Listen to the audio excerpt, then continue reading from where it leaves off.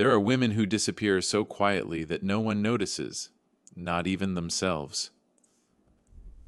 Margaret Calloway knew this better than most. The morning smelled like burnt coffee in October. Meg stood at the kitchen counter of her rental house on Birchwood Drive, a small, decent house with a cracked tile by the back door and a landlord who fixed things eventually. And she watched the coffee maker spit and hiss the way it always did on cold mornings. The window above the sink framed a yard full of maple leaves gone copper and rust. A garbage truck groaned somewhere on the next block. The radiator ticked. She was 57 years old. She was wearing her ex-husband's old Ohio State sweatshirt. She hadn't noticed until right now, and the noticing sat in her chest like something she needed to cough out but couldn't. She had found the sweatshirt in a box 3 years ago when she moved out of the house on Elmwood, the house they had shared for 19 years, the house where she had learned to make herself smaller by degrees, the way you adjust to a room with a slow leak. Not dramatically, not all at once, just gradually less air than there used to be. She poured the coffee. She did not take off the sweatshirt. The word came back the way it always did in the mornings before she was fully armored. You were never built for that world, Meg. Some people aren't. That's not a flaw. It's just who you are. Richard had said it the way he said most things, calmly, with the measured patience of a man explaining something to someone who needed things explained slowly. They had been standing in the kitchen of their first apartment in Columbus the year before their daughter was born, and she had come home late again from the Harmon and Pierce offices, smelling like photocopier toner and cold air. And she remembered this specifically, she had been happy. The particular happiness of a woman who has just won an argument in front of people who underestimated her. He had looked at her the way you look at something you've decided to feel sorry for. Some people aren't built for that world. She had believed him. That was the part she still could not entirely forgive herself for. Not that he had said it, that she had believed him, that she had taken his ceiling and installed it inside herself, and lived under it for 25 years as if it were the sky. Her daughter, Claire, had called the night before. Meg had been sitting in the living room with a legal brief spread across the coffee table. The Okafor matter, the one Diane had brought her 3 months ago, the one that had pulled her back into a version of herself she barely recognized. And when Claire's name appeared on her phone screen, she had quietly stacked the papers face down before answering. She still did that, even alone. "Mom, are you eating?" Claire had asked. "I am eating, real food, or that Trader Joe's soup you eat when you're stressed?" Meg had looked at the empty Trader Joe's container on the counter. "Real food," she said. There was a pause, the kind Claire had inherited directly from her. A pause that held its ground.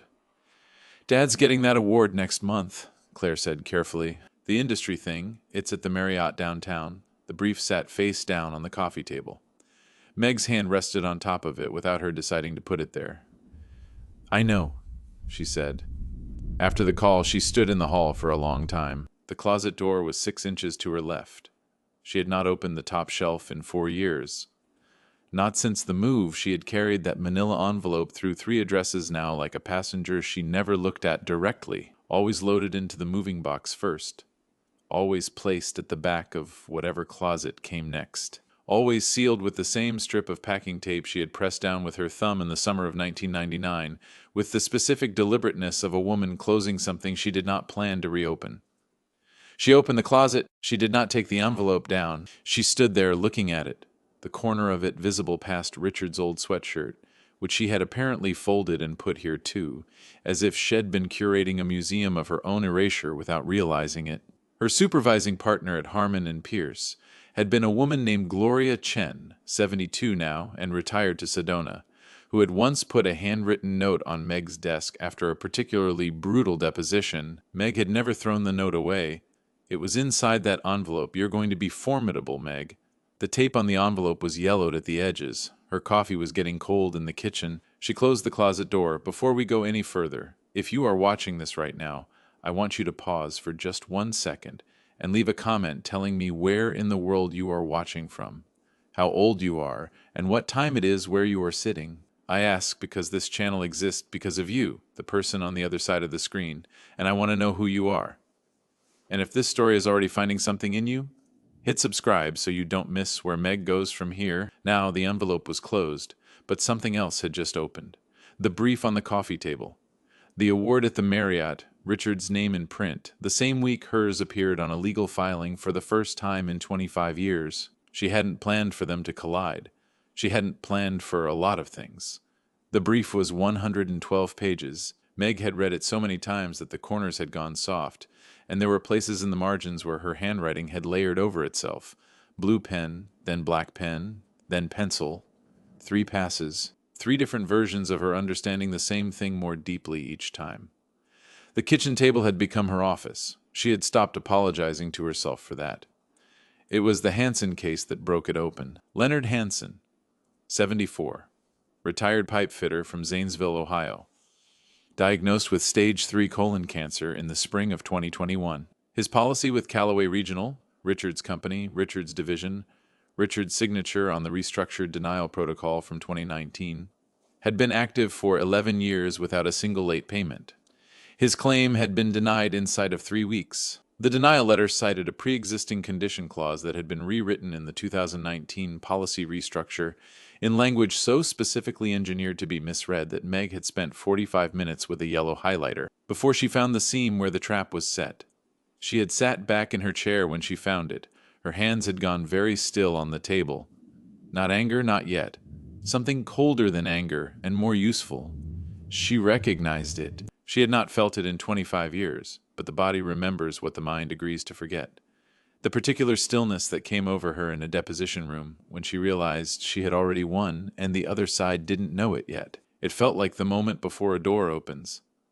It felt like held breath. It felt like herself. She pulled the laptop closer and began to type. She did not take a break for 4 hours. She did not eat. The October light moved across the kitchen floor from east to west, and she tracked it without seeing it. The way you track weather through a window when you are too focused on what is in front of you to care what is happening outside.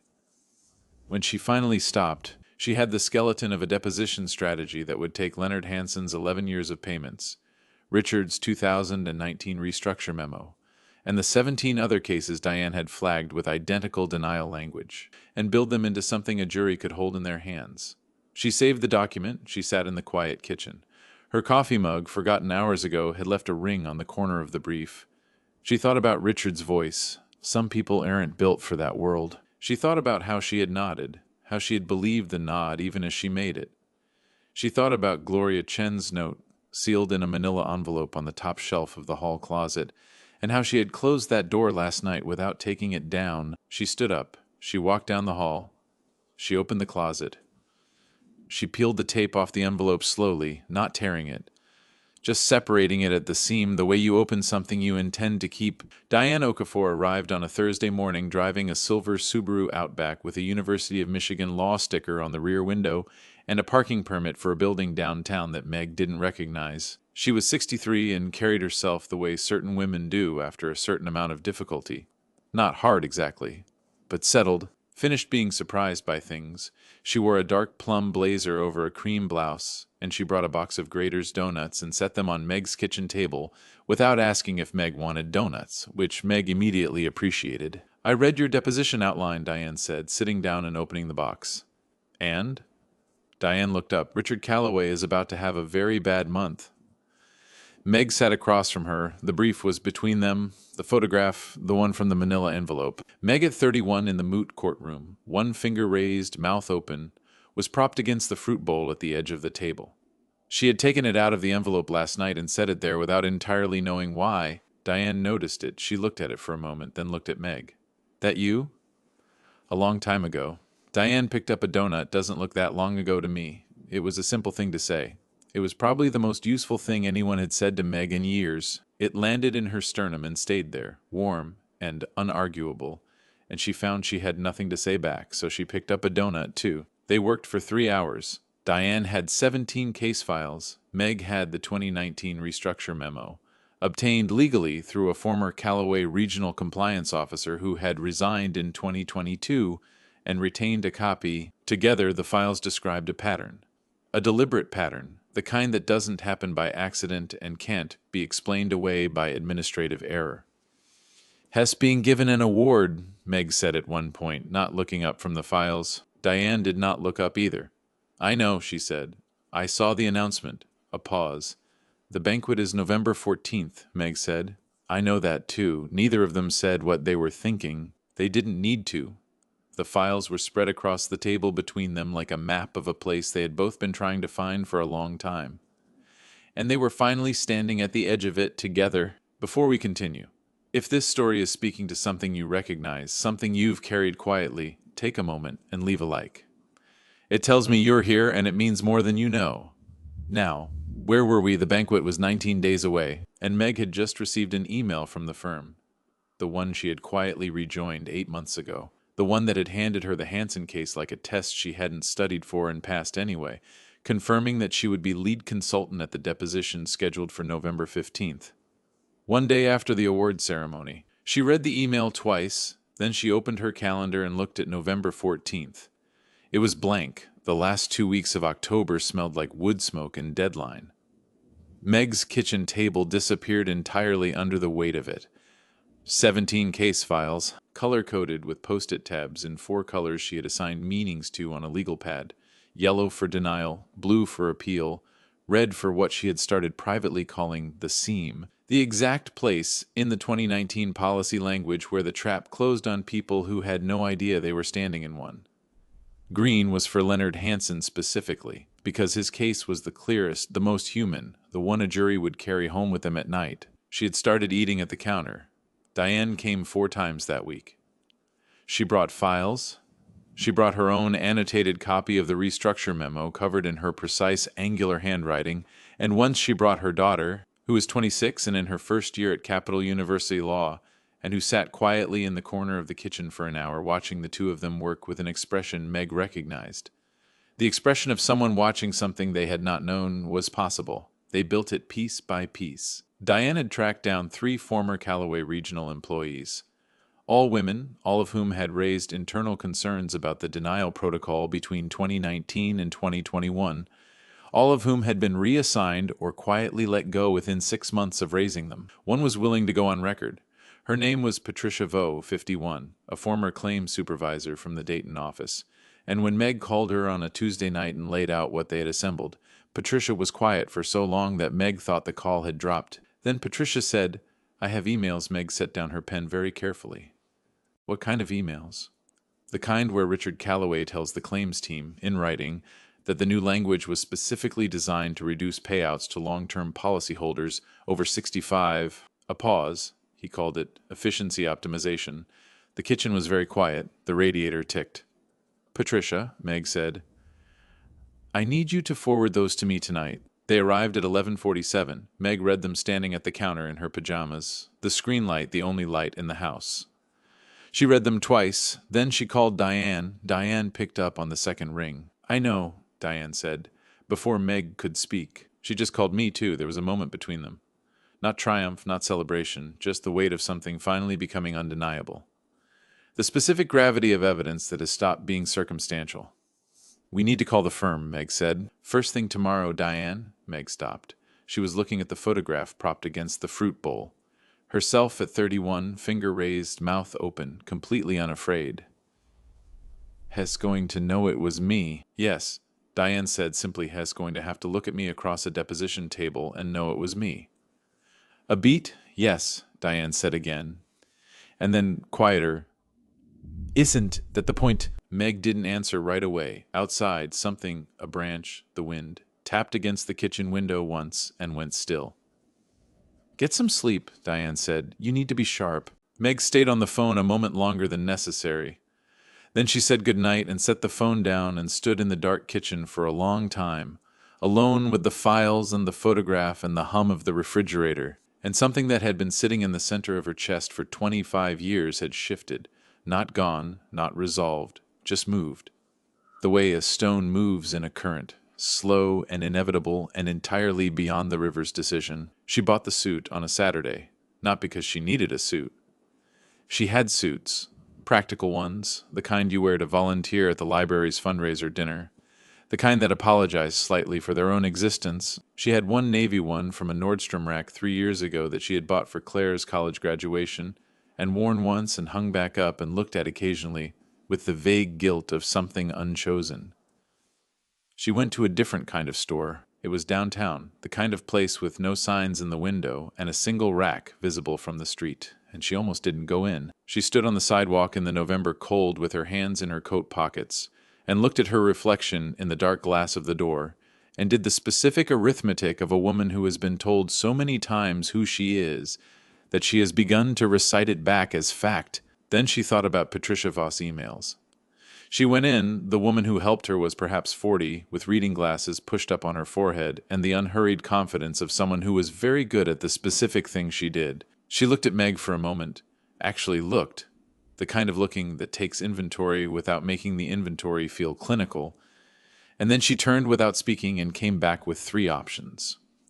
The third one was charcoal gray, structured at the shoulders, narrow at the cuff, the kind of thing that does not ask permission when it enters a room.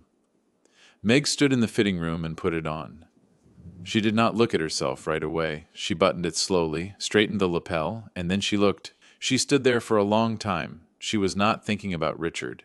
She was not thinking about the banquet, or the deposition, or November 14th, or the emails, or the 17 case files color-coded on her kitchen table. She was thinking about Gloria Chen's handwritten note. "You're going to be formidable, Meg." When she came out of the fitting room, the woman with the reading glasses looked up from the counter and stopped what she was doing. She didn't say anything at first. Then she said, "That's the one." Meg looked at her. "Yes," she said. "It is. She paid for it. She carried it home in a garment bag over one arm. She hung it on the back of her bedroom door where she would see it every morning." November 14th was 9 days away.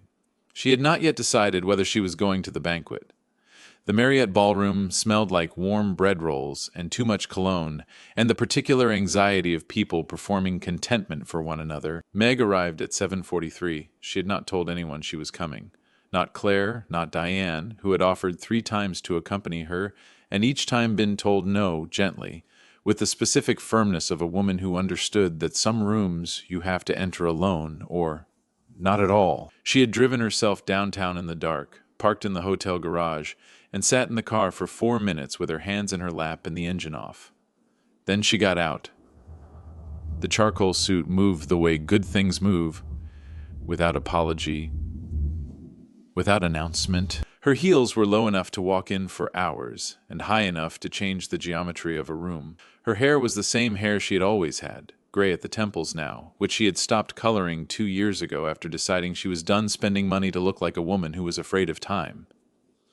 She checked in at the registration table under the firm's name. The young man behind the table found her badge without looking up. He handed it to her, then he looked up. He looked at her for just a moment longer than his job required. She took the badge and walked in. The room was arranged in rounds of 10, perhaps 200 people, the kind of crowd that Richard had always been most comfortable in. Industry people, regional executives, the comfortable architecture of mutual congratulation, a podium at the front, a banner behind it, a photograph of Richard, blown up and backlit, smiling the smile of a man who had never once been told he was not built for something.